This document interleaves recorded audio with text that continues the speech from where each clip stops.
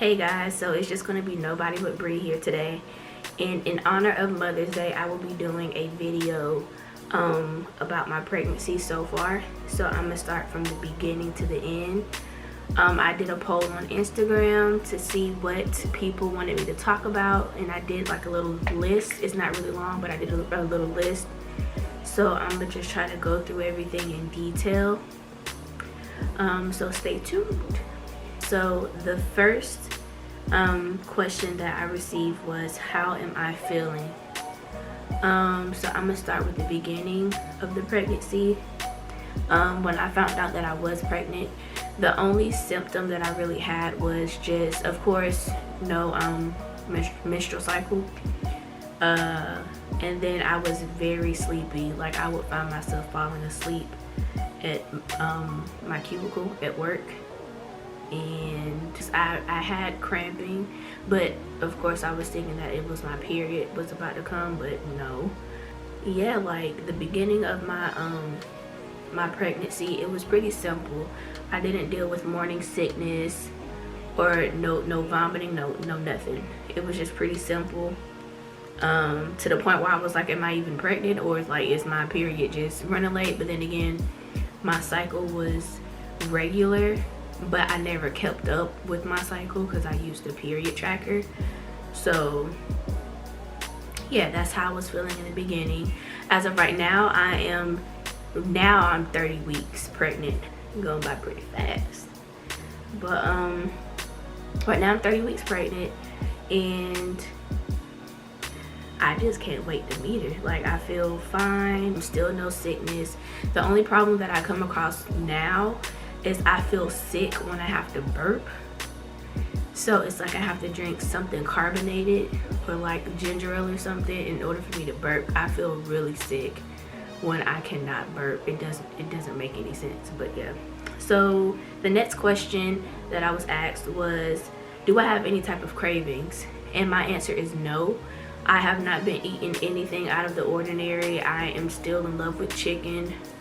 Hopefully she loves chicken, because if she don't, we're gonna have a problem. I'm just kidding. But no cravings. I'm literally eating the same thing that I've been eating before I got pregnant. So, well, I've been eating what I was eating before I got pregnant, but like ×3.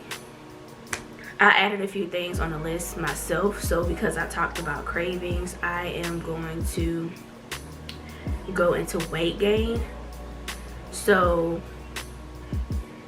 with weight gain, I want to say I didn't log how much I weighed before I got pregnant, because I didn't know I was pregnant and we weren't planning on it, so I didn't know my exact weight. So before I moved here, let's say I was like maybe 155, 157. So let's see, because I've been here for a little over a year, and I want to say I got pregnant in October. So I want to say I was in the 160s before I got pregnant. So as of right now, since my last doctor's visit, I now weigh 195. Now I know everybody's pregnancy is different. I mean, I don't know where the weight is coming from. I don't know if it's water weight, but yes, I weigh 195 now. I mean, I've already said that because of like how her movements are, because they're so big and they kind of do get uncomfortable now, I feel like I will be having a big baby.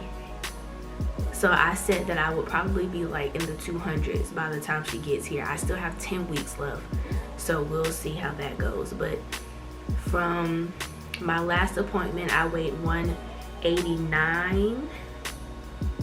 So I want to say like each month I gain 6 pounds, an average of 6 pounds each month. 6 or 7, that sounds about right. I'm not gonna do any math. Don't correct me, I don't know, but I feel like every time that I count, because I believe when I first started out I was 174. So yeah, let's just say 6 pounds is the average that I gain. So with weight gain, I'm going to go over to the stretch marks. Now, like I said, everybody's pregnancy is different. Mine happens to include a little tiger, what did they call them? Tiger stripes. So my pregnancy comes with a couple of tiger stripes. So I've had stretch marks already before I became pregnant, but they weren't really noticeable. I'm just starting to get more stretch marks, of course, like in the belly area, just little light marks. For some reason I'm getting them like on my thigh, like by the knee area. I don't know, it's weird. And you know, at first it used to get to me. Like, I'm just now realizing, like, okay, your body is going through so many changes, you're carrying life, like you're actually growing life, so your skin is starting to stretch with all this extra weight. So I'm okay, I'm at peace with the stretch marks and the weight gain right now. But it's just like, I mean, you go back and you start looking at pictures and you're like, oh my god, I used to be so little, I'll do anything to get back to that size. But sometimes you just got to realize that you're creating life right now. So the stretch marks have a story behind it, so I'm okay with that. Now, am I doing anything to minimize the stretch marks, or am I using any type of oils or creams? No, I'm not, because at the same time I'm just like, I'm gonna just keep growing and growing. And I feel like, because I wasn't using anything before in the beginning of the pregnancy, I don't feel the need to do it now. But I was recommended certain type of creams or oils, like bio oil. I heard that was pretty good. I used to use that before, but I know me, I'm not consistent with stuff like that. So I don't really care. Stretch marks are stretch marks. Like, I'm about to have a kid, so I mean, I just grew a child for 9 months. So let's talk about emotions. So throughout my pregnancy, I've been going through like certain situations to where my hormones from the pregnancy enhance my emotions towards that situation. And it just, all I can recommend is, if you're pregnant, just make sure that you stay as calm as possible, because sometimes I would find myself literally crying and I will stop and I'm like, what am I really crying for right now? But then it's just like, hormones are like, hey, like, why did you stop crying? You need to cry some more. And then I'll start crying again. And it's just like, you don't need to be doing that. Do not. Just, what I tried to do, I tried to like come up with breathing techniques. Like, if I get upset, because I have like a temper, so when I get upset and if I can't like talk it out, if I have it bottled in, then it gets to me and I get even more mad.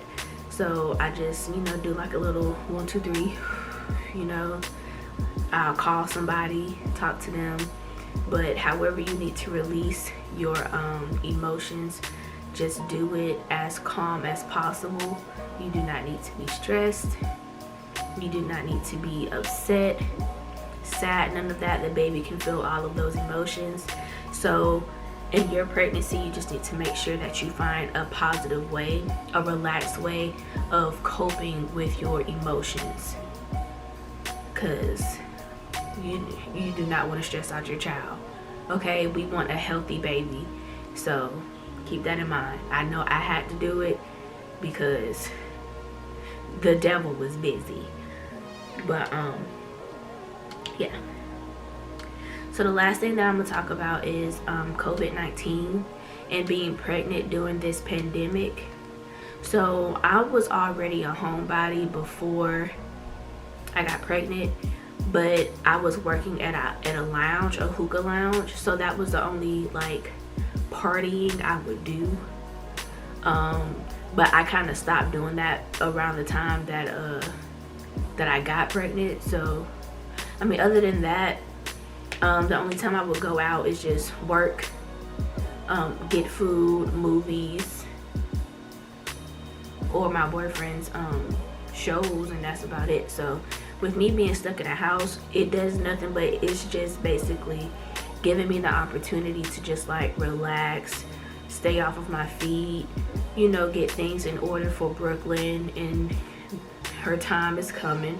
So this pandemic pretty much gave me time to just chill and prepare for our baby girl's arrival. Because if I was still like working in the office, like the whole back and forth throughout the week and trying to get the nursery set up, trying to order this and that, yeah, it would have been kind of stressful. And then the fact that my family is still in Alabama, it's just kind of like, I mean, they come up here and visit, and you know, whatever they have for her they bring, but it's just like, it's kind of like that. But the only thing that I can say that's really a downfall with the COVID-19 is just, one, the COVID-19, two, you know, having to give birth during the pandemic. Like, we all thought that it was going to blow over. I know months have passed and we're still going through certain situations because Georgia decided to reopen the state, well, certain businesses. But I think the only thing that has really affected me is because now I have to, or we have to like order all of her stuff. So it's just like we have to move at a quicker pace than like being able to go into a store and buying her crib and stuff. Like, we have to order everything, which I'm glad that we did start doing, because, you know, with all of the delays, everybody wants to make sure that they're sanitizing and whatever in the warehouse and packaging and stuff. So that's the only problem. Oh, and then the fact that Ross, TJ Maxx, and Marshalls is closed, because that was going to be the go-to place for her clothes, but we're not going to talk about it. My doctor's office, when it comes to my appointments for Brooklyn, they're only able to see me because, you know, they want to check your temperature, they want you to sanitize, and want you to do this and this. So it's kind of like sad that you have to go into a doctor's office and check up on your baby by yourself without your spouse. That's kind of sad. And I was trying to educate myself, not educate, but I wanted to see other people's experience with giving birth already during this pandemic. And, you know, certain hospitals are only allowing like just the father in the room, and you know, certain stuff like that. And it just kind of got to me because I definitely wanted my mom to be in the room as well when I give birth, because I'm her only child, so this is her first grandchild. I mean, her grandkids are only going to come from me, unless there's somebody out there that I don't know about. But just kidding. Those are my only things about the COVID-19, or at least the only things that I could think about right now. Alright, so this is going to be the end of the video. I've just discussed everything that you guys wanted me to talk about, a few things that I just added to the list. Brendan, he will do a separate video on his perspective as being the pregnant partner, as he would say. So stay tuned for the part 2. Thank you guys for watching. Don't forget to like, comment, and subscribe, and don't forget to click on that notification bell so that way you receive notifications when we upload this video or any video. Okay? Know what to do with that big fat butt. Wiggle, wiggle, wiggle. Do do do do do. Let's get this party started then.